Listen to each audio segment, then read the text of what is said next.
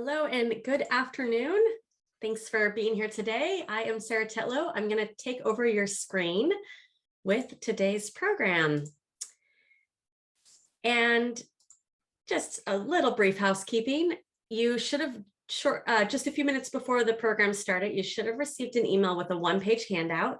It is also in the chat for you. If you have an opportunity to print that out, it will be beneficial. In about 15 minutes or so, we will be using that handout.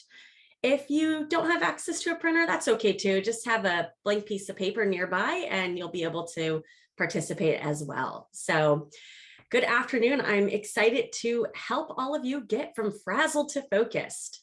From frazzled to focus. This is for the overwhelmed lawyer or legal professional who can benefit from some productivity techniques to mastering their workday. So as we have a few more joining, I'll let you know again, if you have an opportunity to print the handout that is in the chat box, that will become helpful in about 15 minutes or so. And if you don't have an opportunity to print it, that's okay too. Just have a blank sheet of paper. Okay, so let's dive in.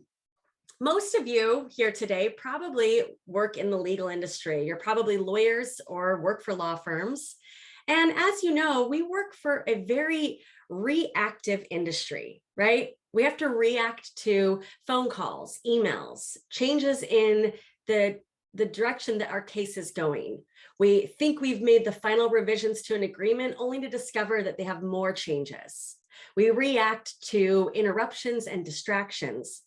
And so time management and organization are essential skills when it comes to practicing law or working in law firms.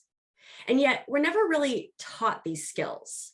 We either inherently have them or we have to work a little bit hard to gain those skills. And so if we take a step back for just a moment, though, we think about what is time management. How do you manage time? We all get the same 24 hours in a day or 168 hours in a week. So it's not really about managing time. It's about managing our priorities, managing our projects, our tasks, our attention, our boundaries, so that we can work more productive and accomplish more most days. And I believe that productivity is a journey and not a destination. So we do need to change our behaviors, our mindset to align with working more productive. So I am Sarah Tetlow. My company is Firm Focus, where I work with lawyers on time management, project management, attention management, task management, and one of the biggest pain points that interfere with us having a deliberate day, email management. In fact, I created the Art Email Productivity System, which is now a course for Outlook or Gmail users, which connects your habits to the technology. Why do you do what you do with email? So let's get into our programming for today. And if you're just joining us, I'll pause for another moment. There is a PDF one-page handout in the chat box. If you have an opportunity to print that right now, it will come in handy in about 10 minutes. And if you don't worry, you can just use a blank sheet of paper when we get to that point. So here's a roadmap of what you can expect for our program today. We're going to briefly talk about the power of 20 minutes. Then we're going to get into multitasking, doing an exercise to show you what multitasking is doing to your brain. We're going to get some stuff out of your head. Today's programming is going to be really beneficial as you're starting this work week for you to have that opportunity to do the exercise that I'm also talking about this afternoon. Then we're going to prioritize the schedule, see how it all fits into that pragmatic approach to your workday. And finally, wrap it up with sharpening your axe. So let's start here with the power of 20 minutes. 20 minutes. Think for just a minute, what's something you are not doing in your practice or in your business that you would do if you just could find 20 more minutes? Maybe you want to write it down on your handout or on a piece of paper nearby. What's that one thing you know you need to do and time just keeps slipping by? Well, let's talk about the 20 minutes throughout the day. Most of you on the call today probably bill your time. And if you were working more efficiently, if you found 20 more minutes in your workday, not working longer, working smarter, if you were to work smarter by 20 more minutes a day, what that would look like is over an hour and a half of increased efficiencies each week. Now, you also bill your time. So over the course of a 48 work week year, give or take 4 weeks for holidays and vacations, but a 48 work week year, you would increase your billable hours by 80 hours just by working more efficiently, by billing that 0.3, 0.4 per day. And if you bill at a rate of $500 an hour, that's $40,000 of increased revenue just by working more efficiently 20 minutes a day. So if I have your attention now, let's talk about one of the ways in which you are leaving 20 minutes on the table, and that is by multitasking, because multitasking makes you dumb. Project management is essential, but multitasking, task switching, is what makes you done. And you are likely a multitasking addict if you check your cell phone because you want to see what you might have missed. Who's done that just since I started talking a few minutes ago?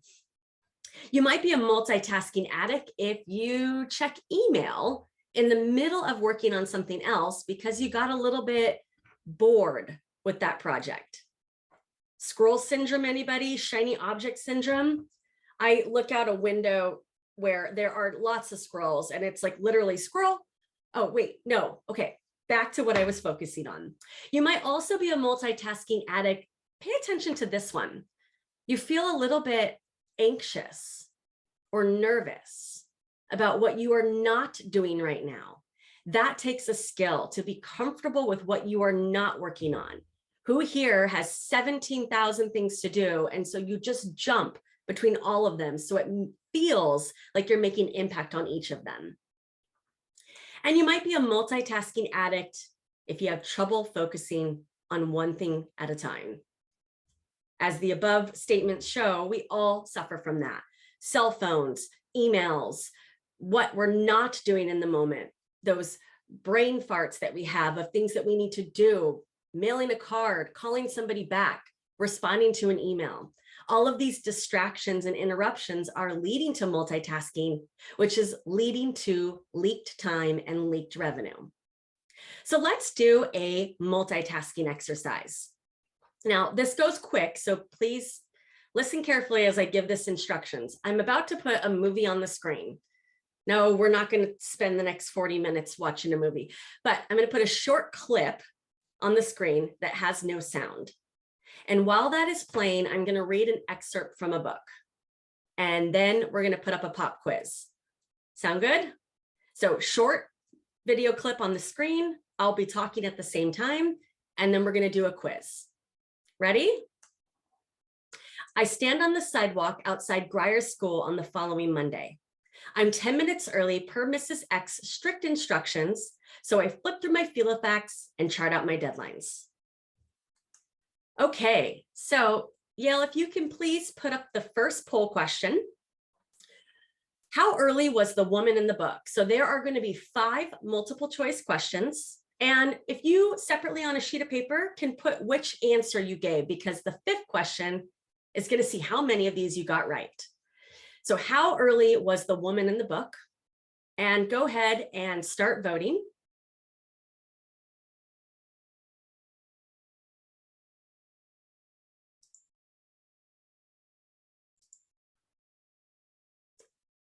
And Yale, when we have enough votes, I'll let you go ahead and publish that.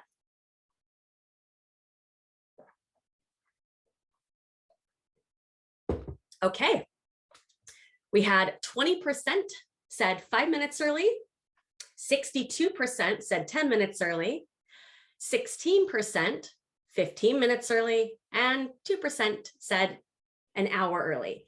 The correct answer was 10 minutes early. So just note whether or not you got that one right, and we'll put up the next question.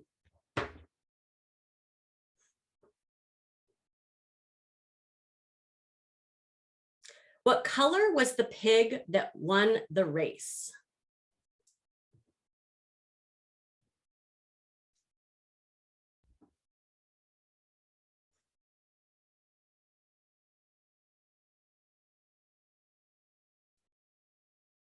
When we have enough votes, we'll go ahead and publish those. Okay, the majority of you, 40%, said orange, and following behind 31% said red. The correct answer is orange. So make a note if you got that one correct, and we'll put up the third polling question, please.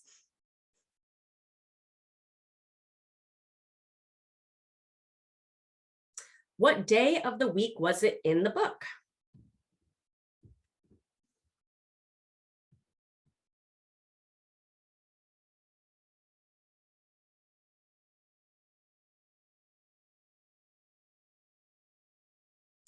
And when we have enough, we'll go ahead and publish that answer.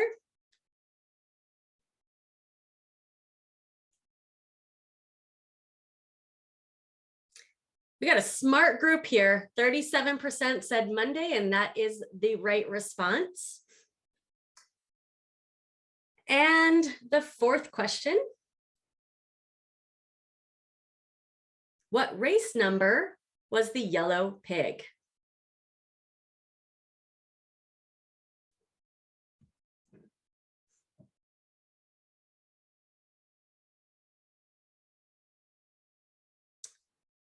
And we'll go ahead and publish those responses. Okay, 40% said number 3, followed by 33% thought number 2. And the correct answer there is number 3. So let's put up that final question. If you kept track of your scores, let us know how many you got correct.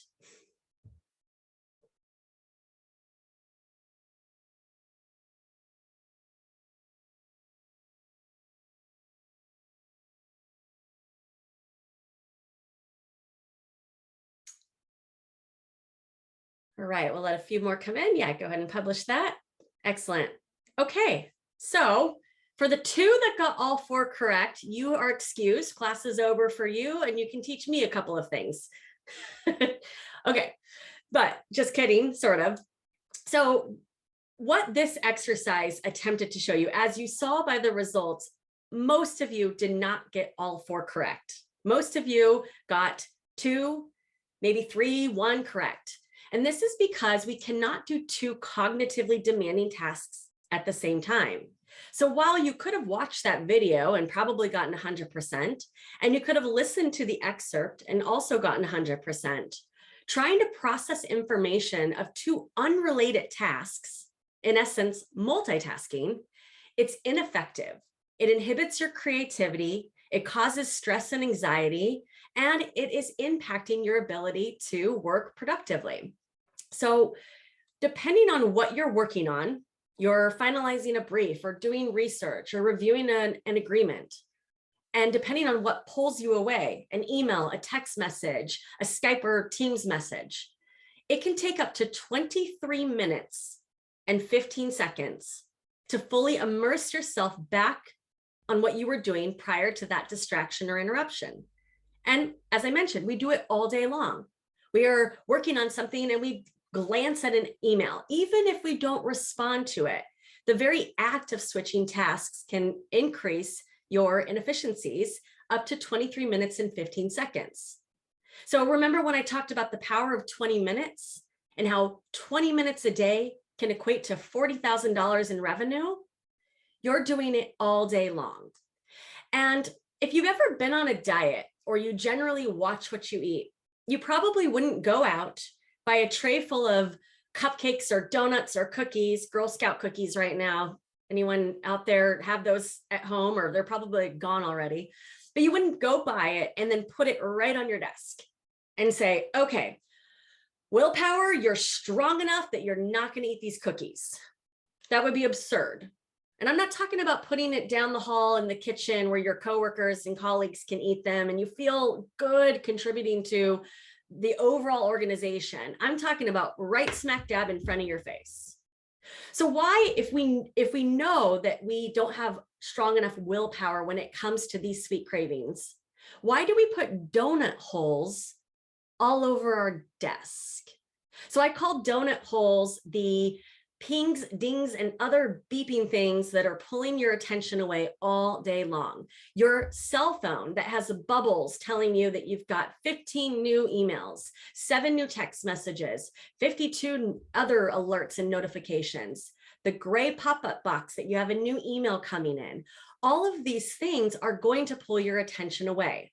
Productive people are productive because they use external tools to help keep them focused.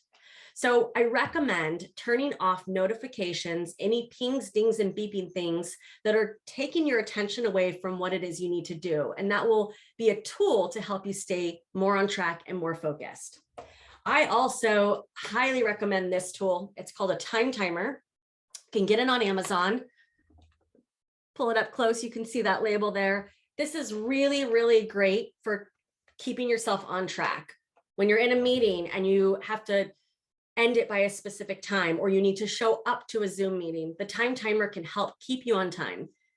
Not using your phone, because you pick up your phone to set a timer, and there are those donut holes greeting you with all the more exciting things to be doing in any given moment.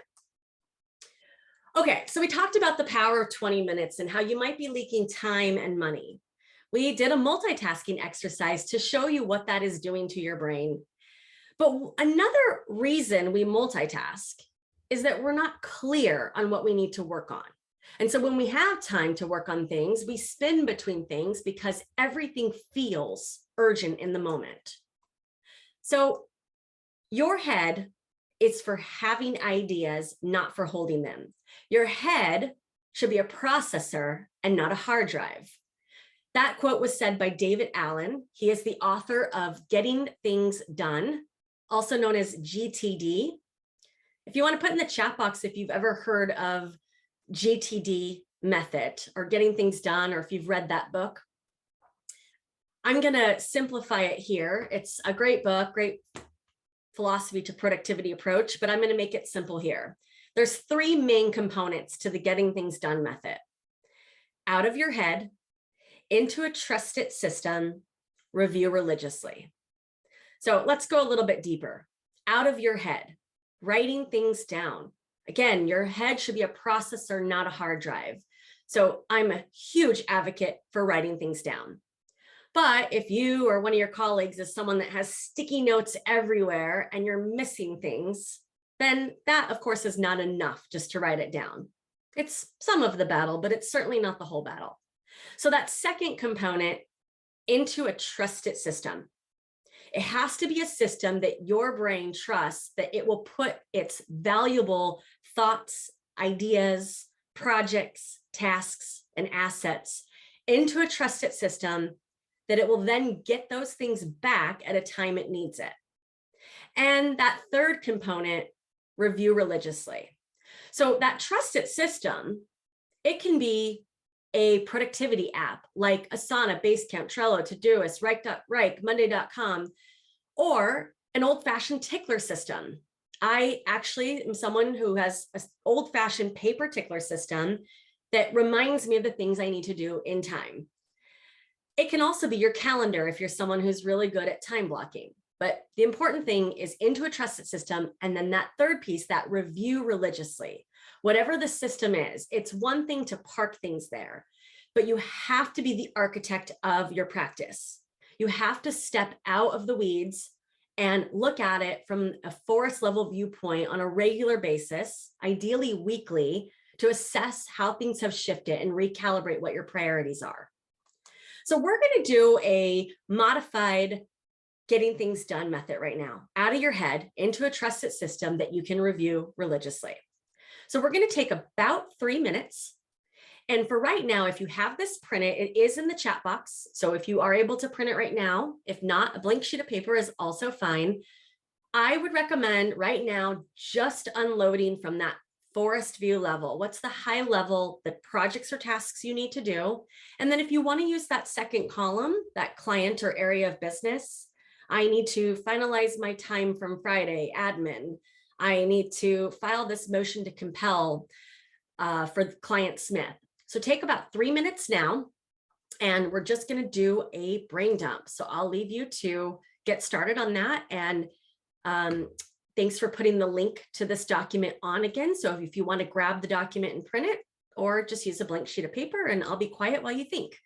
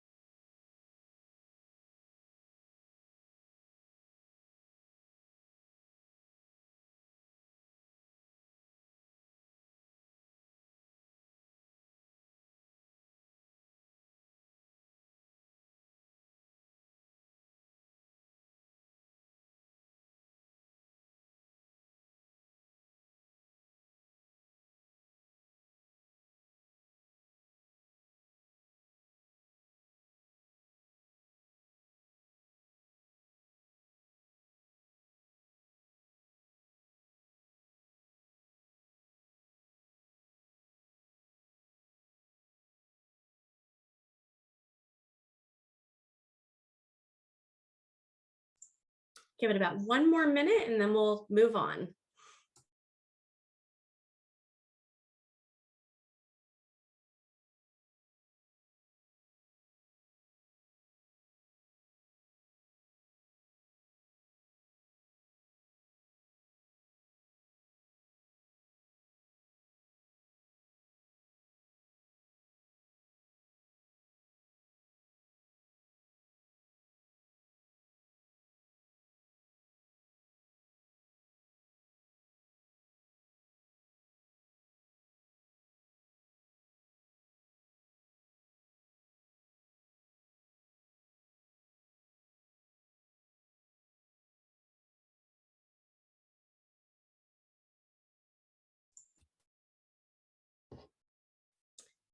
Okay, so now I would recommend focusing on the next 2 sections. How long is that task or project going to take you roughly? And add about 30%. So if you think it's a 15-minute task, let's say 25 minutes, or if you want to round to 30 minutes. And for that due date, that might be a self-imposed due date. Maybe it's a court deadline or an internal deadline or to opposing counsel. So go ahead and just say how long you expect that task or project to take you and when you need or would like to have it done by. So we'll take about 2 minutes here. And thank you for your question, Carol. You may have seen I answered it, and please feel free to put questions in the Q&A and I'll answer if I have an opportunity or at the very end.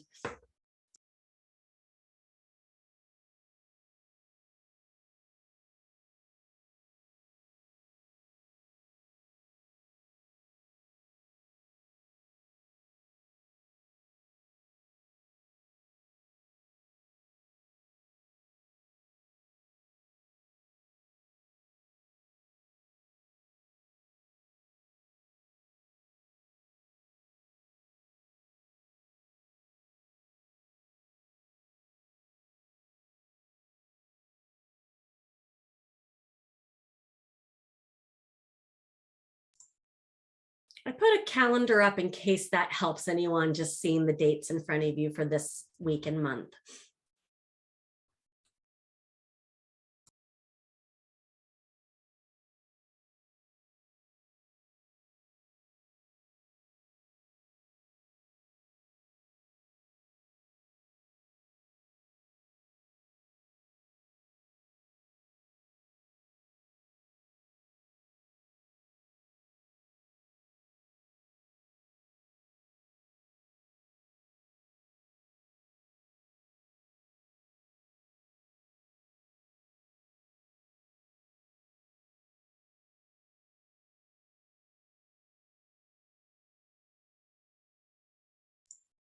Wrap up in about 30 seconds.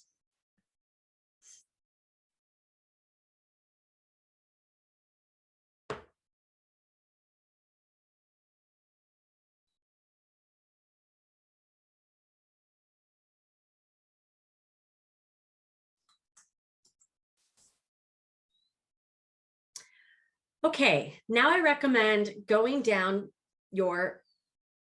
out of your head into a trusted system and identify by circling, is this an A, B, or C priority? So you can have multiple A's and B's and C's, but remember, if everything is an A on this list, then you aren't helping yourself identify what that number one task is. So I recommend trying to, honestly, based on if it's a 15-minute task that you can get done and it'll just unlock some bottlenecks or clear your head so that you can focus on this other really big assignment or brief you need to work on, then maybe you want to get that 15-minute thing done. And that way you free up some headspace. But for now, just circle A, B, or C based on how much it's weighing on you, what the deadline is, and maybe how quickly you can get it done or how much it needs to get done this week. So take a minute here.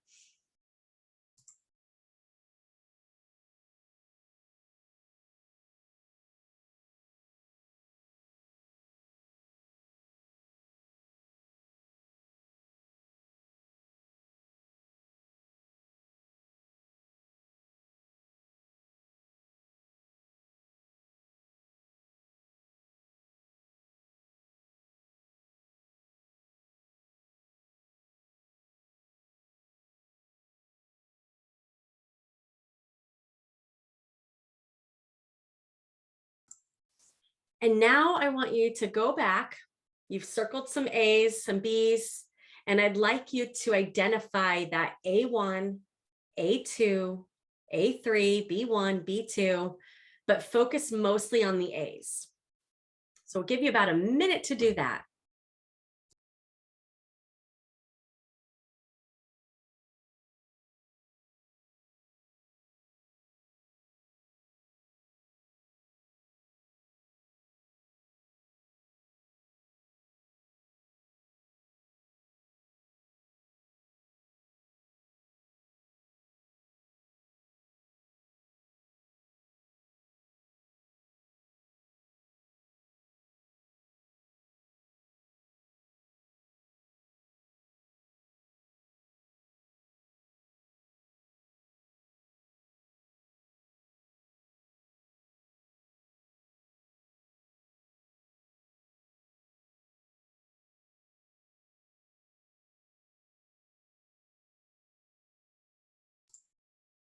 Finally, sometimes when you have a project or even a task at times that you are procrastinating on, your head is spinning, you keep picking it up and setting it aside, or you move an inch on it and then remember those distracting emails, or you get a little bit bored and so you set it aside again. Sometimes it is as simple as asking yourself, what is my next action? I'll do that when I feel like I'm spinning or procrastinating on something. What is the very next thing I need to do with this? And think micro. The next thing I need to do is email the client to schedule the call. The next thing I need to do is print out the red line. Whatever that next action is that can help you take a step forward in whatever it is you need to make some progress on. So take about 2 minutes here. And I would prioritize again with those A1, A2, what's the very next micro step you're going to take on that particular task or project?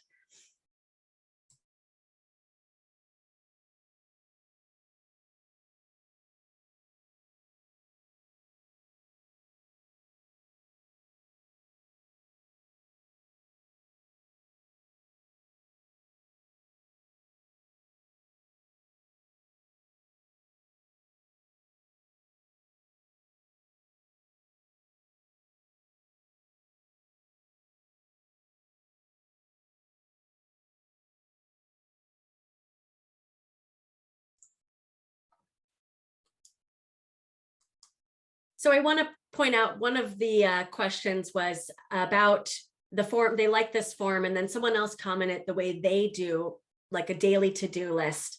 And as I typed in the Q&A, this is a form. This is an A way to manage and prioritize your tasks and projects.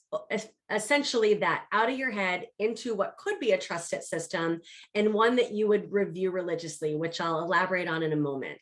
So certainly find what works for you. And if you liked this template, you now have it and you are welcome to incorporate that as your brain dump to manage some of your tasks and projects. And I want to point out that the entire process we just did to unload and find out what the most important thing you need to work on this afternoon is took less than 10 minutes. So I realized that as I started today's program, we work in a very reactive industry. So I'm going to hang that footnote for just a moment and we'll come back to that shortly. So let's talk about prioritizing your schedule. And let's say we have a hypothetical lawyer who did this exercise and identified their A1. They have a summary judgment brief. And for the litigators on the call today, you know that is no small feat. In fact, there are a lot of projects within projects within projects for summary judgment motion.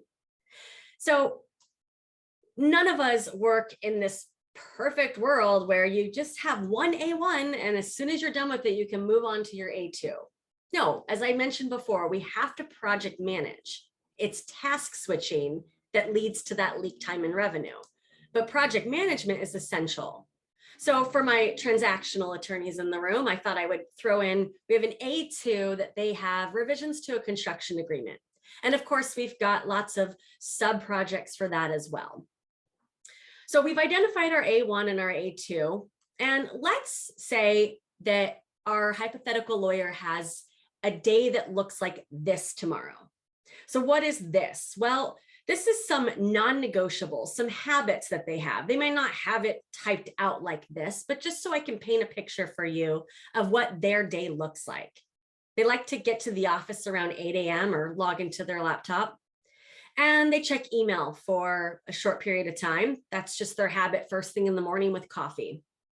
Tomorrow is quite the open day.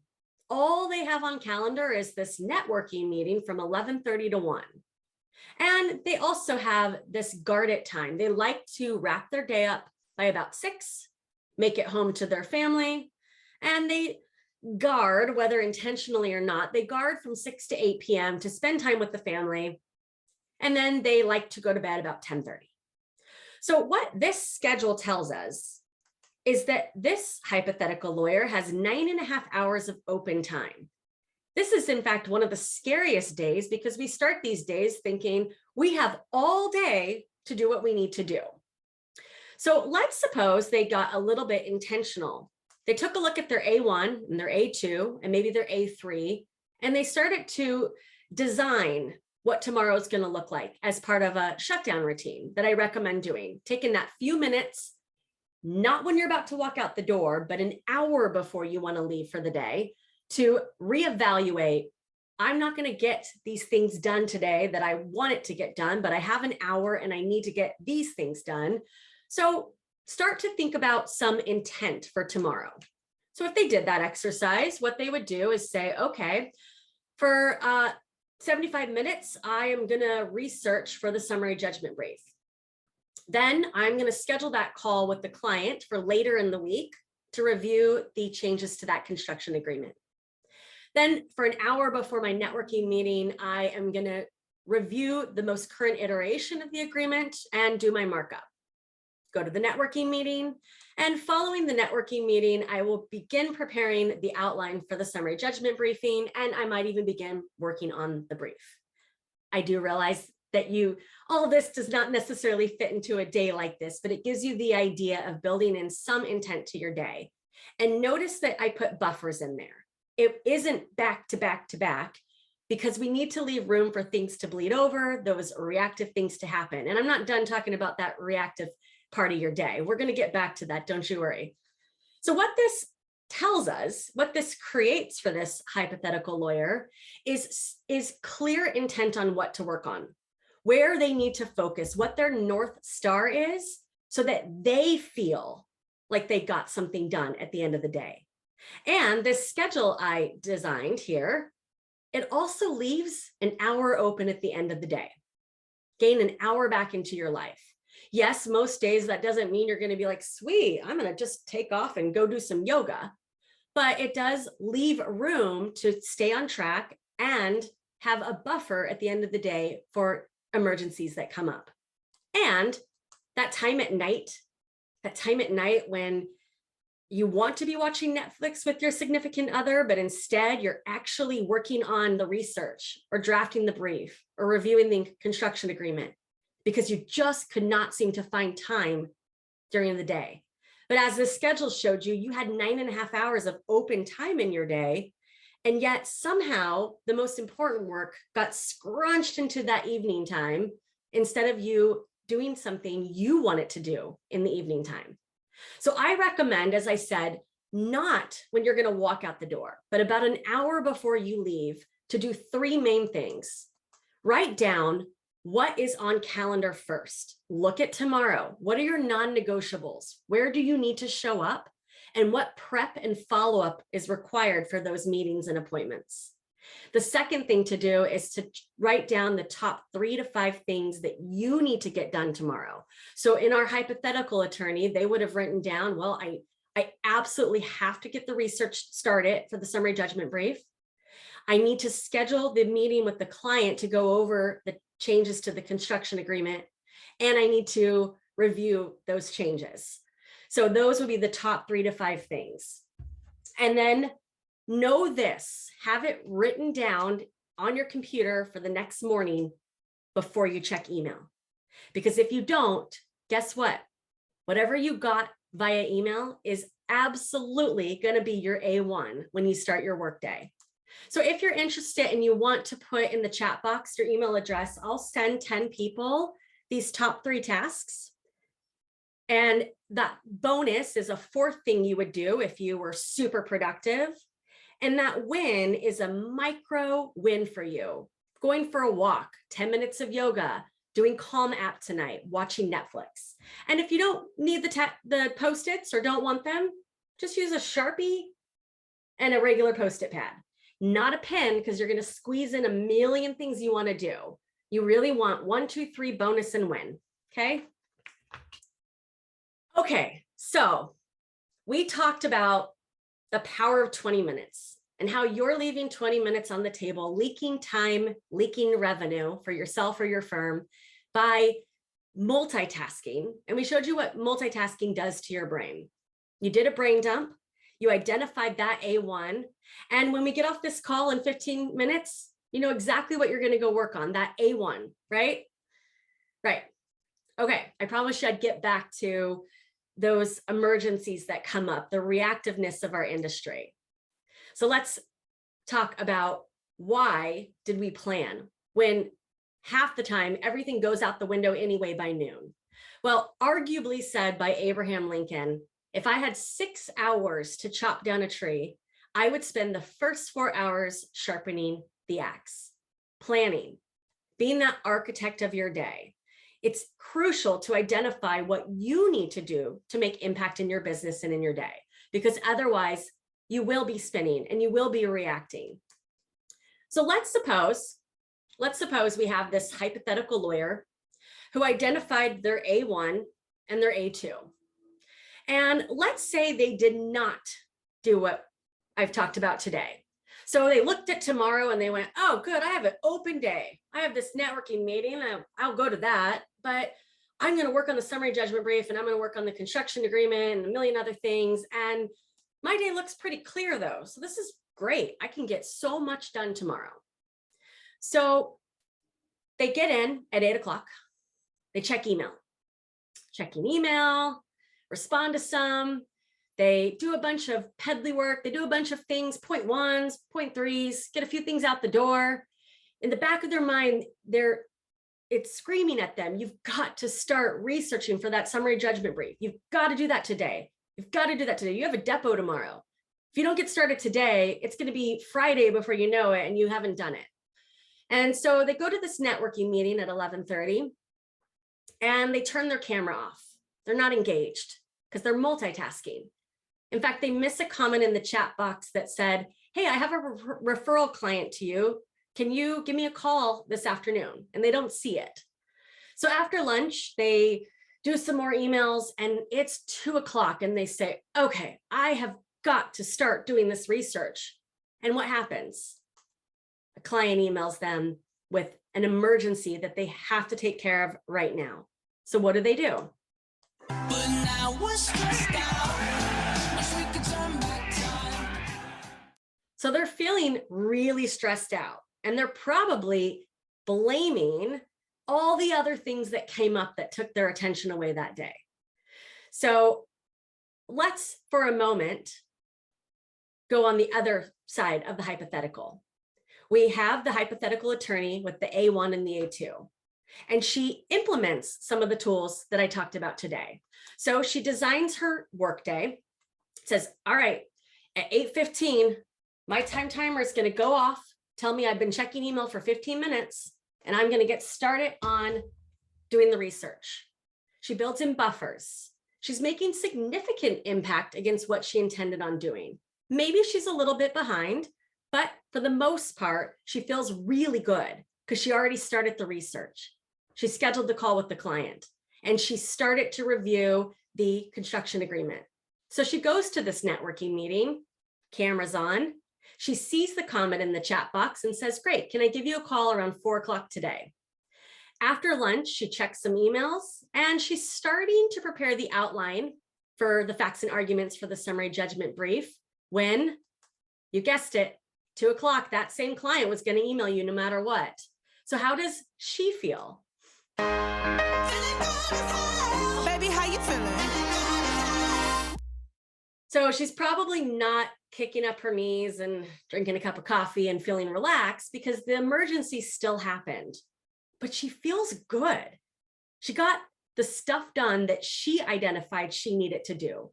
The research is done. The call has been scheduled with the client.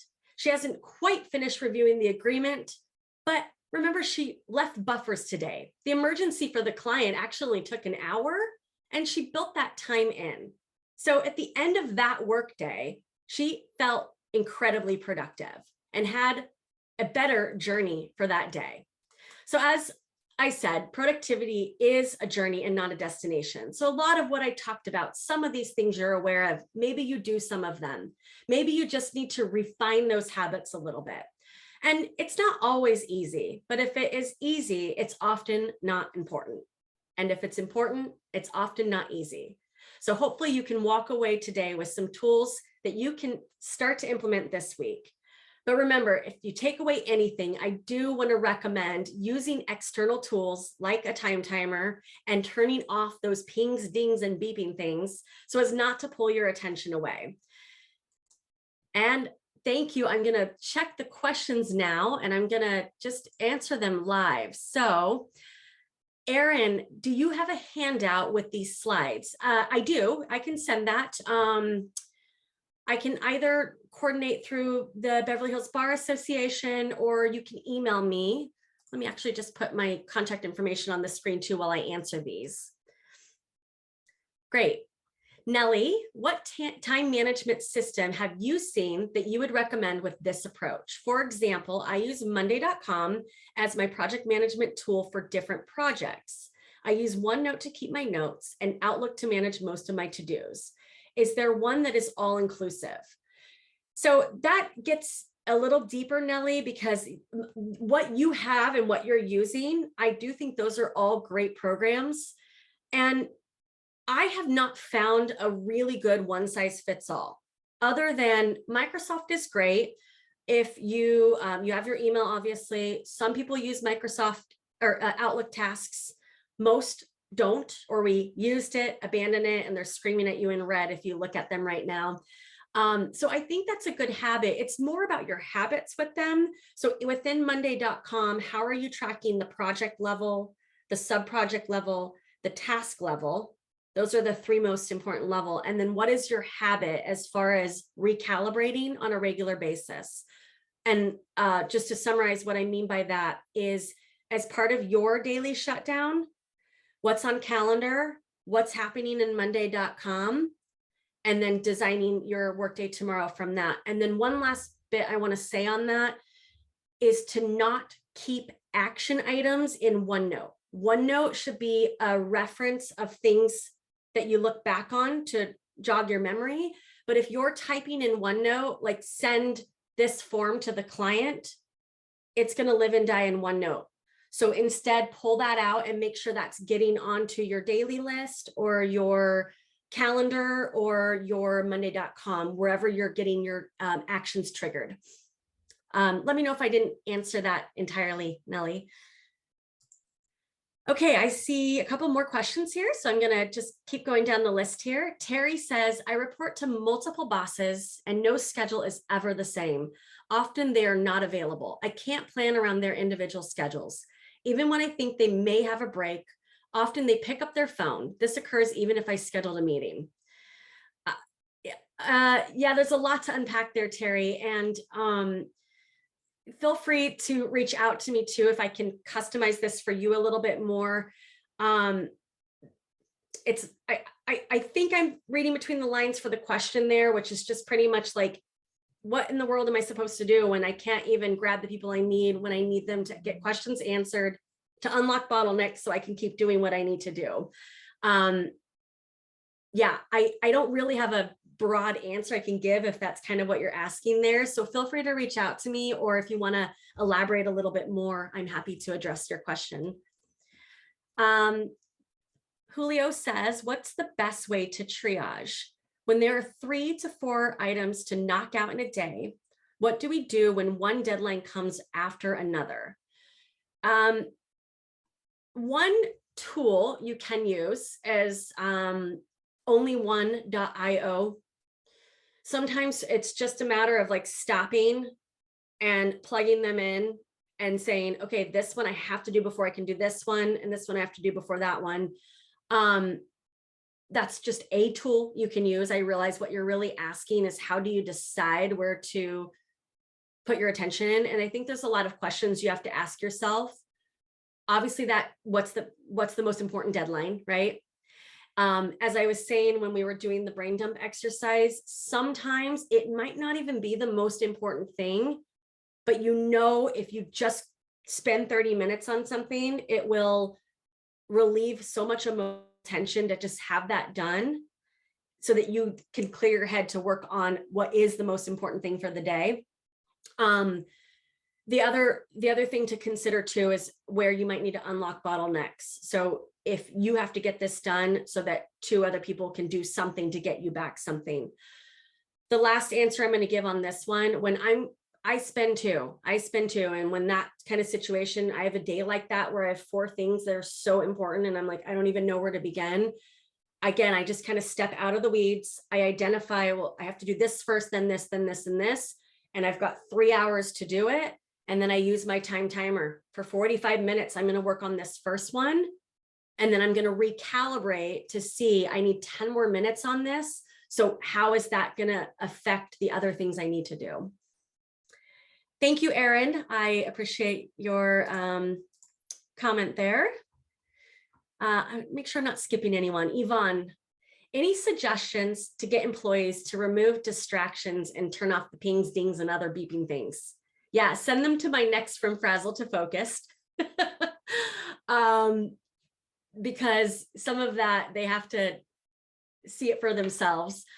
Lead by example. I'm guessing you already are if you're asking the question, but if you're not, lead by example. So if you can silence your own stuff and show them the impact of that. And I'm amazed how many of my coaching clients, one of the first things I ask them is if they have notifications turned on, and they'll say, yeah, and I can't turn it off. That scares me so bad. What if I miss an email from my client? What if I miss an email from my boss? And I will say, I want you to turn it off. We're going to do it right now. And next week when we meet, I want you to write down every time it was a catastrophic event.